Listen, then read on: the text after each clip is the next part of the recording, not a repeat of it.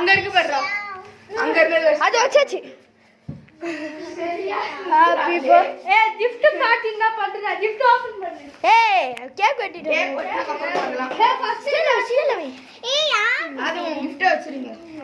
வை. Okay. Open பண்ற ஆதிலே.